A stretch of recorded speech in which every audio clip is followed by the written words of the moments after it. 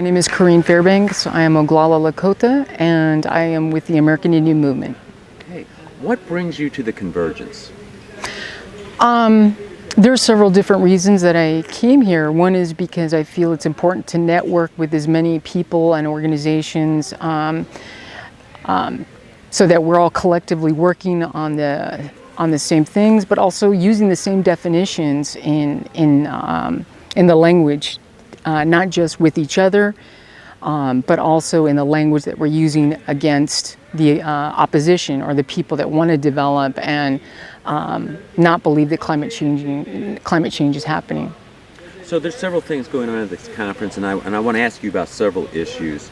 But one that I believe you've been talking about is sexual exploitation, man camps. In California, when we talk about man camps, you also have to kind of think about the 49ers. There was a gold rush in California, okay? They would set up camps to pan for gold. Well, they often would abduct Native women to make sure that their needs were taken care of, and also to try to attract more industry in that. You had saloons. Not all the women that ended up in these houses of ill repute were there by consent. Okay, so there's a historical, I think that people keep doing what has been proven to be successful.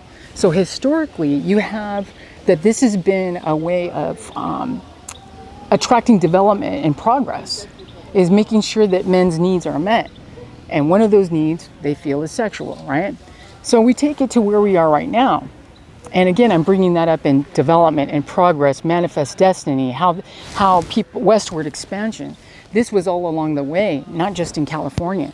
This happened with Indian boarding schools. You know, civilize the native, kill the Indian, make them a civilized human being, right? Whatever. So here we are now in 2019.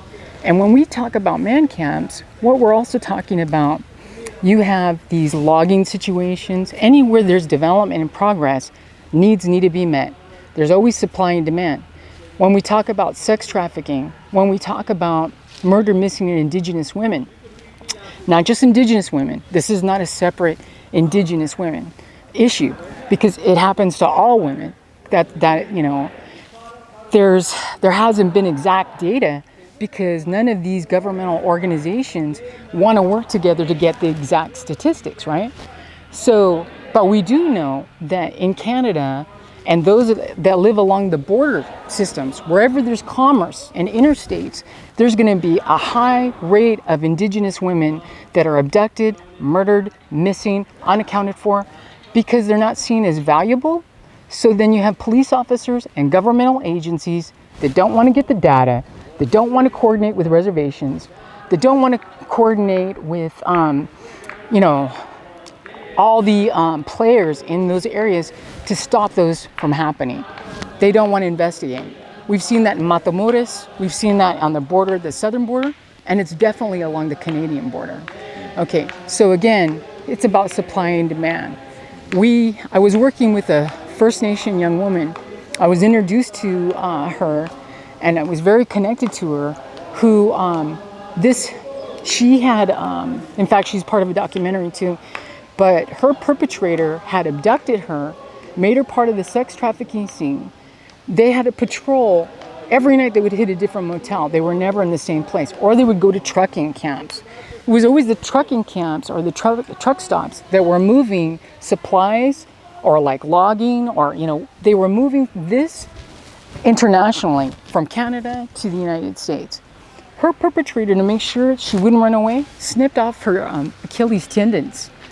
I mean, he would keep her pregnant so she wouldn't have menstruation, so she wouldn't have to stop working, and then he would force her to go into labor so that she wouldn't, you know, as she was being shown. I mean, as she was starting to show her pregnancy, right? So one of the points that I made today earlier is that when we come together and do an open call for direct action work against these environmental issues, we also have to keep in mind that these issues affect women. They affect women in a very different way that it's going to affect men organizing on this issue. So if you're a sexual assault survivor and you're working on you're working on trying to do direct action, this is also going to recause trauma for that sexual assault victim that's also working on those direct action issues, right? The other thing that was kind of mentioned too is that as Indigenous women, we understand our direct connection to how this affects us. Just think about it. Mother Earth, the moon, these are both feminine symbols, and the moon specifically deals with the water and the tide. So as you've seen Indigenous women taking the lead as water is life, they're also trying to they're also trying to make it very clear that women are the direct bond between these entities of Mother Earth and the moon and the water and the tides, all life-giving entities, real ancestors, real spiritual beings that manifest themselves physically, right? So many Indigenous elders have said that when you attack the earth, that's what's really going on with what you think about women, the misogyny, the cultural misogyny. Okay, what is capitalism? What is imperialism? What is patriarchy? What is misogyny? It's all connected, and you've heard several Native leaders say that a nation is not dead unless the hearts of the women are dead, because women are the backbone of the culture, of the language, of the social norms, of the education of those children, So there's a lot of connection to that. And I know that coming to this conference, there's been a disconnect. I've heard the word decolonization several times over, but for some reason, people think that that's just a Native Indigenous problem. You guys need to decolonize, not us. And it's just kind of like, no, we all need to decolonize. We are all, in some ways, socially conditioned to be very colonized, thanks to the public school system and the media and, et cetera, et cetera. It can go on and on and on. Every community knows of people who have been abducted and killed or trafficked, but I am hearing that there's a huge, it's not proportional. So could you give us a feel for what that looks like? I think you have to take the historical context and see how it's been normalized in mainstream society to not ask questions. When you deal with Indigenous populations having mascots, where we're not even seen as actual human beings, when you have Halloween costumes that run amok and basic Pocahontas, that are very sexualized costumes. So then again, you have Indigenous women not even seen as, they're seen not only as caricatures, but also sexual objects. So to think those kind of thoughts, you know what I mean? So so you've got it normalized in this kind of context as well. That makes things disproportionate. And I'm not saying that there's not other communities that have had to deal with it. They definitely have their share to deal with that sexual objectification as well.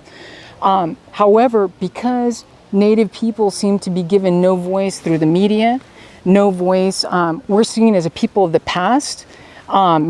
The question we get, various questions of like, do you guys still live in a teepee? We're not taught what's happened to our people, even in the public school system.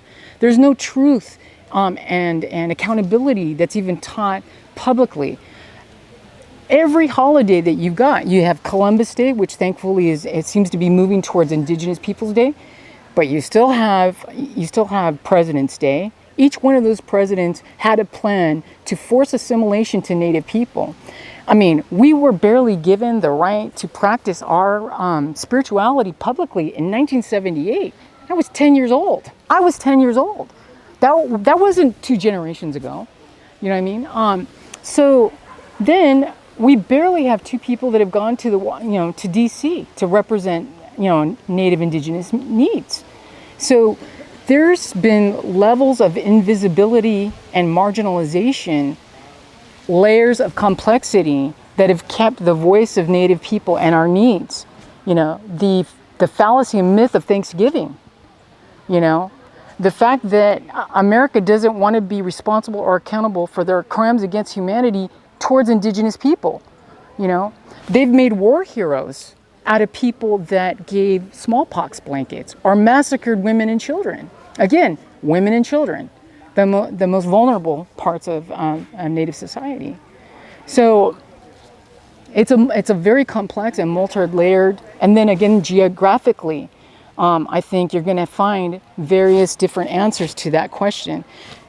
And that's the other thing. When you say Native America, you're not taking in consideration that there's almost 600 federally Native American nations in the United States. Very different languages, very dense of spirituality, very different needs, very different geography. So when you say Native America, it's like a fondue pot, fondue. Lumping us all together, thinking we're all the same, thinking our needs are all the same, our histories are the same.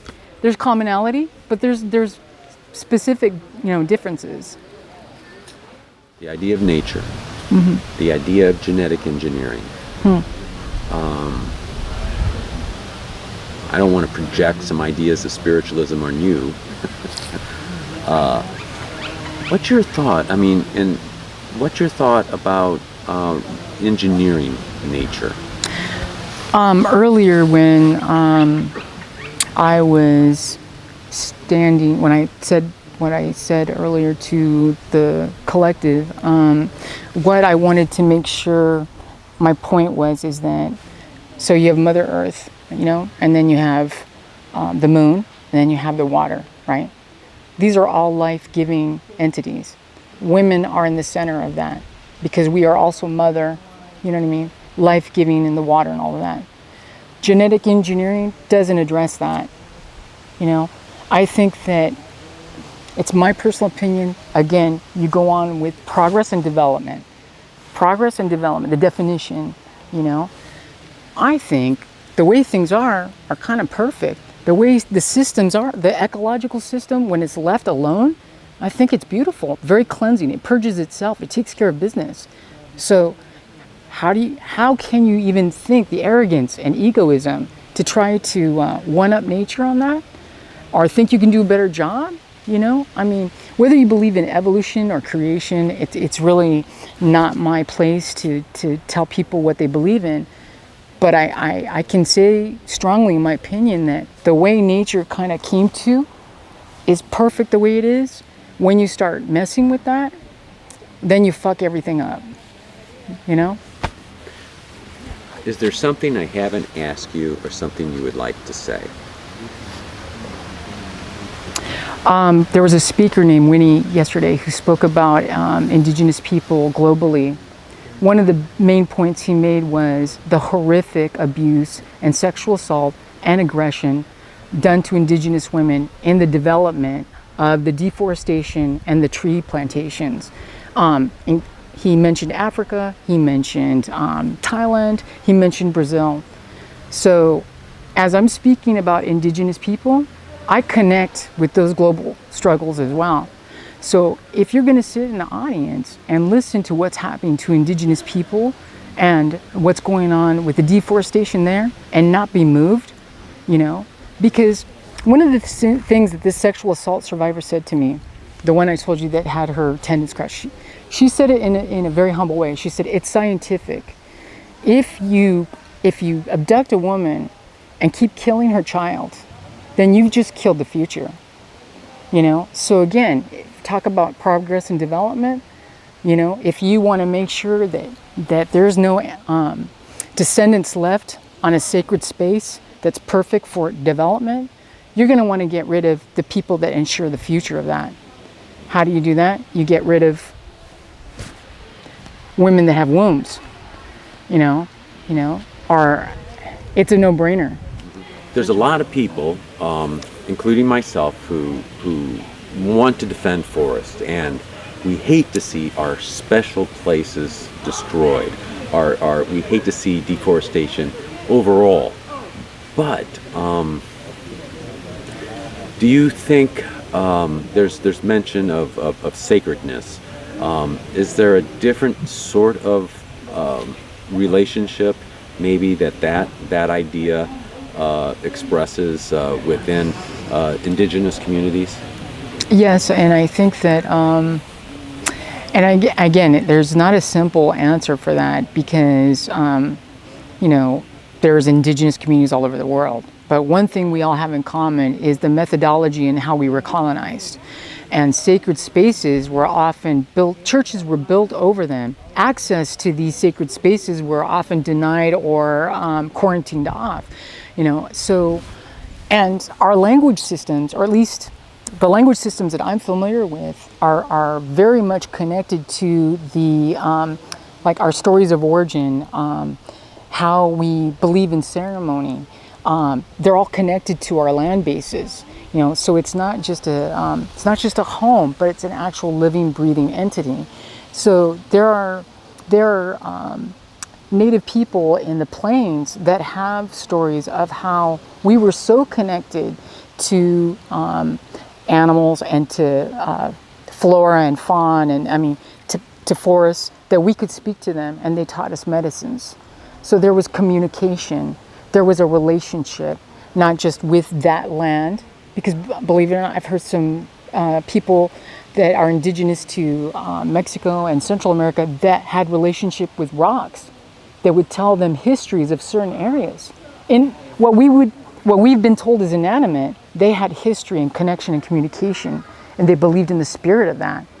So I think here we are in 2019, and there's still indigenous people that organize with the knowledge that it's not just a sacred space and spot, but it's also a living, breathing person that needs to be recognized, heard, valued, and I hate the word saved, but definitely kept sacred for the next generations, always the generations, because again, remember, our languages are centered on our land base, right? Our stories of origin are centered on that. So the other component to that is that, I always like to reflect on, President Morales in Bolivia, who he was the first indigenous president, I believe, the first in South America, that clearly stated that Earth has rights, and just as, if not more than human rights, because we are all connected to her, but it's a living, breathing, viable, with connections to, everything's connected to her. We are connected to her, but she's a living, breathing being, and I think that's something that really resonated with me as a Native woman here in the States. I was so happy to hear that, and I really wish that that's another thing that we could push for, and I think that that's missing from the Paris climate agreement. It's, in analysis of that, it's still being seen as a resource rather than a living being, and I think that I know in my own work and the work of mentors and elders that I've worked with, that's how we come to that. That's why we're willing to say by any means necessary, because we're fighting for another person, another being, Well, thank you. I really do appreciate the interview. Is there anything else you would like to say? Anything? If not, that's fine too. I just want to make sure that what I've shared is not seen in any criticism to the committee or to the convergence here. I think that we all learn as we go along. I certainly don't have some of the same views that I had when I was 20 or 30 or 40. But, these are all opportunities for growth. When we talk about diversity, we have to also be open to hear diverse opinions so that we can only grow wiser and better and more humane, And I think that that's the other thing. When I was speaking to someone in one of our groups, when we were talking about that word, buen vivir, right? And they were saying English, Spanish. Okay, well, there's no more Shawnee here. Okay, they're still here. Those ancestors, those spirits are still here. Their descendants might have been forcibly removed somewhere else, but you don't think that these ancestors found a way to get you here to hear what they had to say to save this area? So when we're talking about, being involved in the sacredness of these sites, or this whole place is sacred, but there's ancestors that still walk around here. They wanted you to be here, They wanted us to all work together. So we can take that as an opportunity to grow and learn from each other, or walk away really upset that no one, that no one understood your point, or letting egos get involved, letting narcissism take the first hand. So I just try to see this as an opportunity for growth, and I don't know if that made any sense, but Made very good sense. Okay. I appreciate those words. oh, okay.